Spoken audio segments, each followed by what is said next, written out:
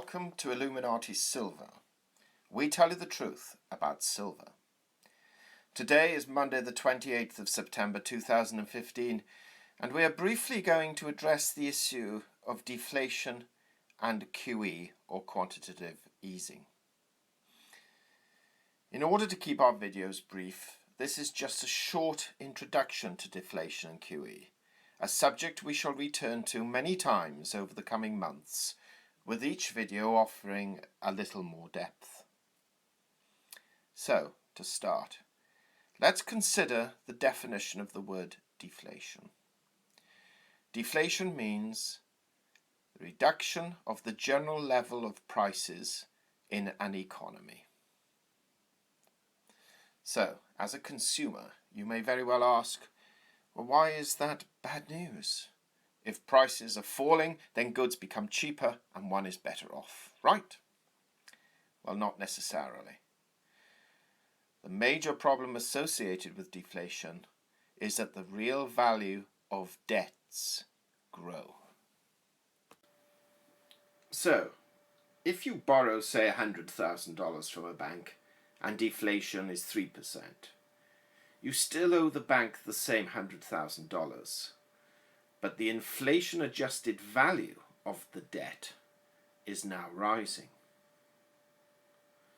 This generally means that you tend to spend less and you become less confident about the future.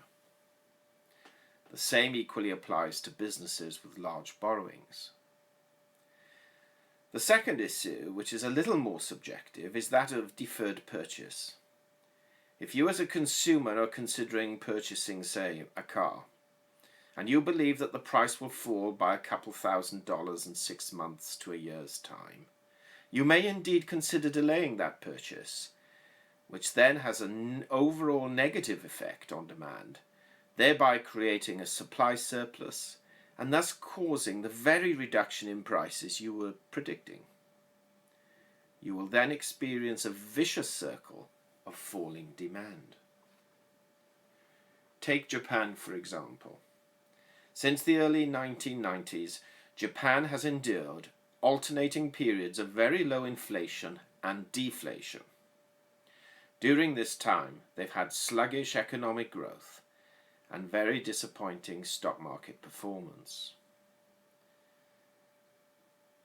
One of the reasons that policymakers were so worried during the 2008 financial crisis was that they thought we could be heading into deflation if events continued. That could lead to a 20-year economic slump, an economic malaise like that experienced in Japan. The central bankers' first policy weapon was to lower interest rates as far as they could go. That way, they stimulated the economy. That's fine, but of course, inflation reduced also. If inflation is just 1% and interest rates are 0.5%, then real interest rates aren't as low as you may think, and therefore there isn't such a large economic stimulus. That's known as the liquidity trap.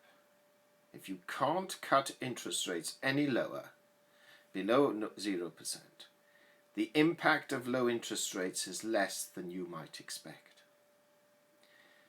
That's why, because of this liquidity trap, quantitative easing, or QE, that is money printing, was introduced. What policymakers were very aware of is that the problem of the liquidity trap would become even worse if we moved into deflation. Imagine if the interest rate is 0.5% and prices are falling at 2%. In reality, interest rates are rather high, even if they don't look that way at first glance. That's another sign of how damaging deflation can be. It can make life very difficult for policymakers, governments, and central bankers, and that's why they try to avoid it.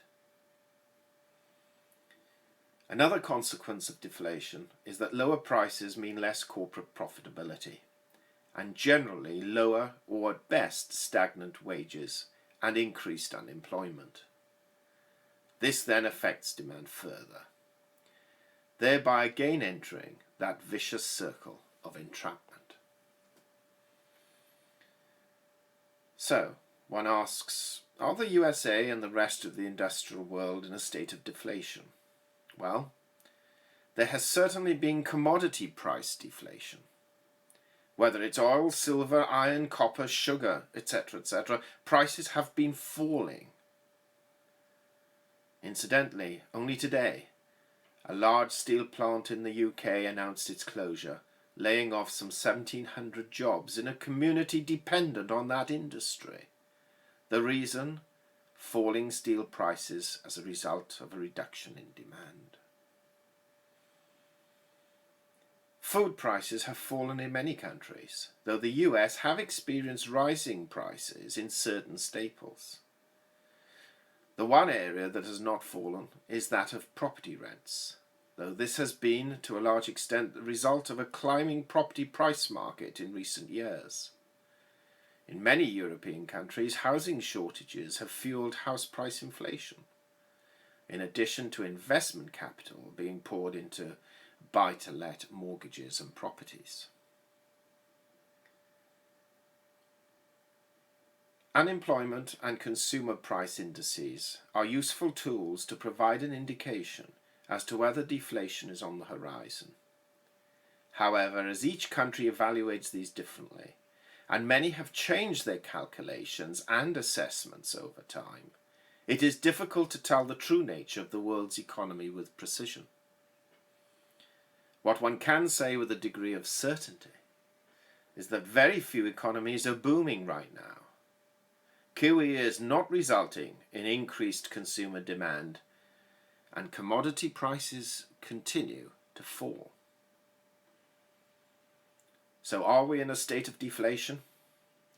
We believe so, which is why governments around the world have been and are continuing to adopt aggressive QE measures and devaluing their currency in the hope to bring inflation back into their economies.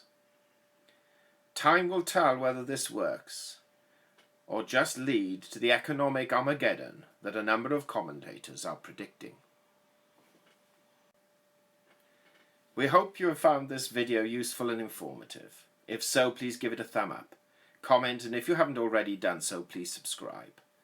Also, it would be very helpful if you could share this on Twitter and follow us at Illuminati Silv1. Disclaimer. Silver Illuminati owners come from a background of banking, international wealth management and economics. Having now retired from these worlds, we are not qualified to give investment advice. Therefore, this and other productions must not be deemed to be giving such advice, and merely represent the personal views of its owners.